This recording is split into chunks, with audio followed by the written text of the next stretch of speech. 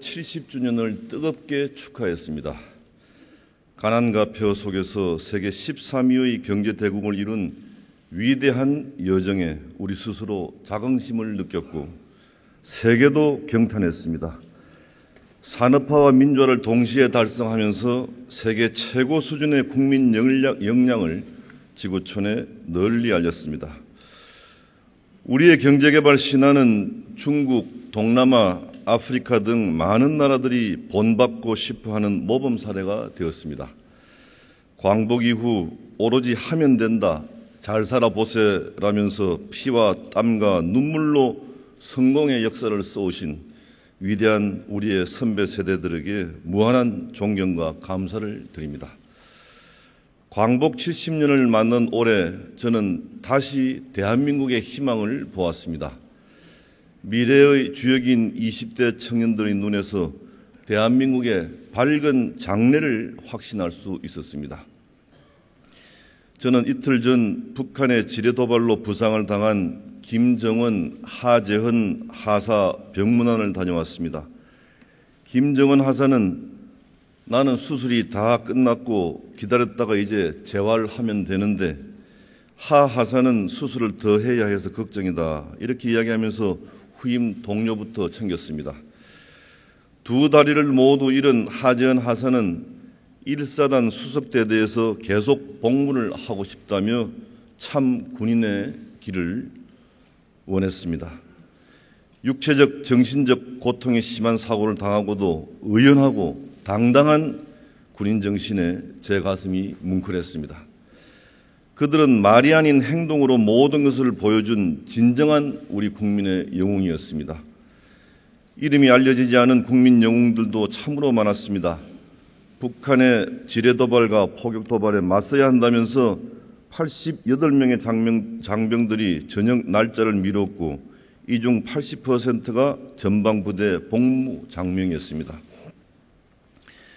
평생 꿈꿔오던 결혼식을 미루거나 신혼여행을 취소하고 부대로 복귀한 장병도 있었습니다.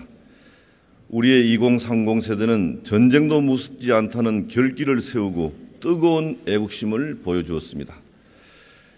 20대의 79%가 전쟁이 나면은 참전하거나 지원 활동에 나서겠다고 응답을 했습니다. 전역한 젊은이들도 군복을 꺼내 인증사진을 찍으면서 전투 대기라는 글로 힘을 보탰고 많은 국민들이 박수를 보냈습니다. 모든 일에는 계기가 참으로 중요합니다. 2030 세대가 보여준 애국심과 결기는 우리 대한민국이 하나임을 확인하는 전환점이 되었습니다. 그들의 믿음직한 모습은 국가 에너지가 하나로 뭉쳐지는 상징이었습니다. 요즘 청년층을 표현하는 용어는 대부분 부정적입니다. 연애, 결혼, 출산을 포기하는 3포 세대, 여기에 내 집 마련과 인간관계까지 포기한다는 5포 세대, 그리고 꿈과 희망마저 포기한 7포 세대가 대표적입니다. 하지만 북한의 도발에 대응하는 2030 세대의 모습에서 저는 우리 청년들이 결코 절망과 좌절에 얽매여 있는 무기력한 세대가 아니었구나 하는 생각을 하게 되었습니다. 그들에게 기회를 주고 미래를 준비할 수 있는 발판을 마련해 주는 것이 우리 기성세대가 반드시 해야 할 의무라고 다짐하게 되었습니다. 그렇다면 과연 우리는 미래 세대인 그들에게 무엇을 해줘야 할까요? 바로 우리의 청년들이 스스로 3포, 5포, 7포라고 자조하고 포기했던 것을 다시 되찾아주는 것이 우리가 할 일이라고 생각을 합니다. 청년 세대들이 꿈과 희망까지 포기하게 만든 최대 원인은 바로 일자리 때문입니다.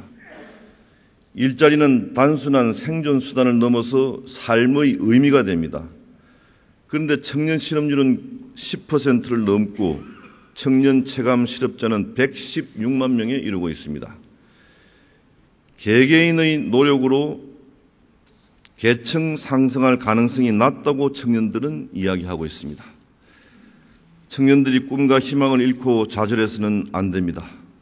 북한의 도발에 대해 보여줬던 젊은 패기와 기상이 삶의 현장에서 활활 살아날 수 있도록 우리 기성세대들이 그 기반을 만들어 주어야 합니다. 미래 세대에게 가장 절실한 일자리를 찾아주려면 대한민국은 새로운 틀로 거듭나야 합니다. 새로운 시대 정신에 입각해서 대한민국의 새로운 시스템을 구축해야 한다는 시대적인 요청을 받아들여야 합니다. 대한민국의 현재 좌표는 정치, 경제, 사회 등 모든 방면에서 전진이냐 퇴보냐의 갈림길에 놓여 있습니다. 정치는 갈등을 해결하지 못하고 오히려 대립과 반목을 증폭시키는 진원지가 되고 있습니다. 경제는 압축 성장에 따른 심각한 성장통을 겪고 있습니다. 사회는 지역, 세대, 계층, 이념에 따른 진영 논리와 분열의 힘에 압도당하고 있습니다. 지금 한국은 조금이라도 방심하면은 압축 침체와 퇴행의 소용돌이에 빠질 수가 있습니다.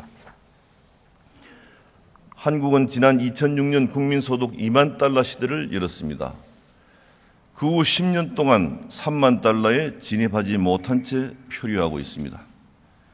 선진국 고지가 바로 눈앞인데 능선을 넘지 못하고 제자리 걸음만 하는 꼴입니다.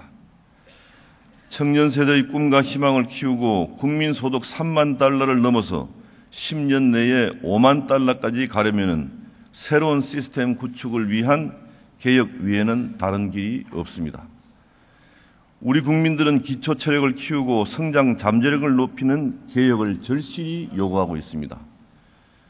우리 모두 개혁을 통해서 잘 사는 나라, 함께 사는 나라, 하나 되는 나라라는 미래 좌표를 향해서 전진해야 합니다. 세계를 둘러보면 많은 나라들이 개혁의 성공과 실패 여부에 따라서 국민의 운명이 1등 국민으로 올라서거나 3등 국민으로 전락하는 것을 경험했습니다. 선진국에 진입한 나라는 끊임없는 자기 혁신의 노력, 인내와 절제의 미덕을 발휘해서 번영의 기틀을 다졌습니다. 21세기 들어서 경제 위기의 상시화라는 현상이 발생하자 잘 사는 선진국들은 개혁의 고삐를 더욱 저는 모습입니다. 영국은 1970년대 과잉복지와 공공부분 비대화로 대표되는 영국병을 앓았고 국제통화기금의 구제금융까지 받았습니다.